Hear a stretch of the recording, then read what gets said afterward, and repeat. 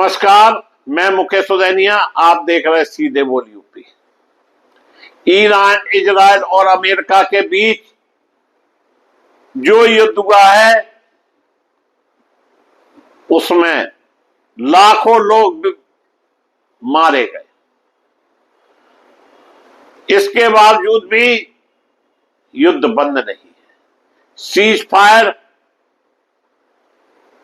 एक मुखौटा है जिसके पीछे भी इजराइल अपना हरामीपंती नहीं छोड़ रहा है और लेबान पर वो दनादन हमले किए हुए हैं, जबकि ईरान का कहना है कि लेबनान भी सीज फायर का हिस्सा था।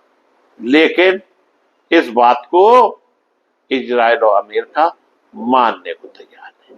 इसीलिए ईरान कह रहा है कि ठोक दो ताल, जो होगा देखा जाएगा, और ताबूत की आखिरी कील तक ईरान लड़ने के लिए तैयार बैठा है। लेकिन इस युद्ध से पूरी दुनिया को मिला क्या? महंगाई जो चरम सीमा पर है, जिससे लोग परेशान हैं, रोजगार छूट रहे हैं, लेकिन डोनाल्ड ट्रंप की तानाशाही के आगे कुछ भी संभव नहीं हो पा रहा है।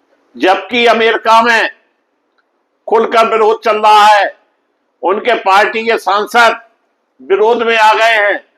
वहीं जानकारी के अनुसार 100 से अधिक सांसद इस युद्ध के विरोध में।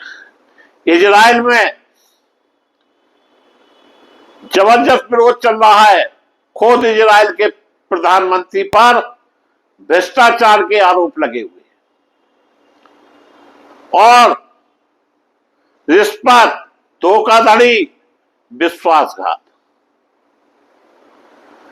एक नहीं कई केस हैं और उनको जेल भी हो सकती है। लेकिन वो अपनी हरकतों से बाज नहीं आ रहा। वहीं पाकिस्तान इस सीज फायर का पूरा मजा लेना चाहता है, इसलिए मध्यस्थता कर रहा है।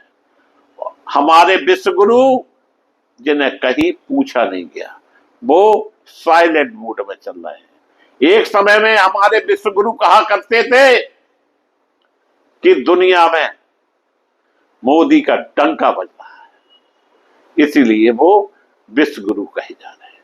वहीं हमारे देश के गृह मंत्री कहते थे कि पूरे संसार में हमारे देश के प्रधानमंत्री नरेंद्र मोदी से पूछे बिना कोई निर्णय नहीं लिए जाते। आप पाकिस्तान जो आतंकवादी देश है, उसमें बैठक हो रही है और हमारे देश के विश्व गुरु मौनी बाबा बने हुए हैं। इजराइल में सड़कों पर प्रदर्शन, कुर्सी पर खतरा, लेकिन प्रधानमंत्री इजराइल के लेबान पर आक्रमण कर रहे हैं।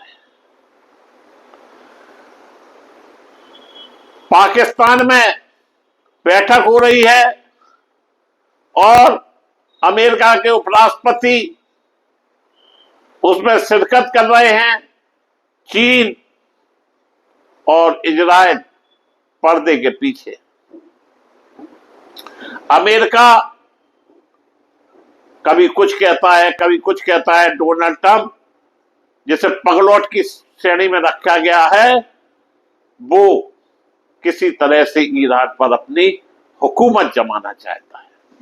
लेकिन अब यह युद्ध उसी पर ही भारी पड़ गया है। 2 सप्ताह का सीज फायर को लेकर ईरान अपने 71 सदस्यीय टीम लेकर पाकिस्तान रवाना हुए। लेकिन अगर ईरान की जो 10 शर्तें हैं वो ना मानी गई तो सीज फायर का निश्चित रूप से उल्लंघन हो सकता है। देखना यह है कि वास्तविक रूप से यह युद्ध रुकेगा, सीज फायर रुकेगा कि नहीं रुकेगा, कि लड़ाई आगे चलेगी।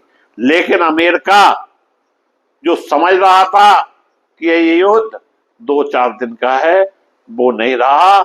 आज इस युद्ध को लेकर अमेरिका भी परेशान है और पाकिस्तान जो मेजबानी कर रहा है, कहीं उसकी भी बात गलत ना साबित हो जाए। देखना यह है कि आगे आगे होता है क्या।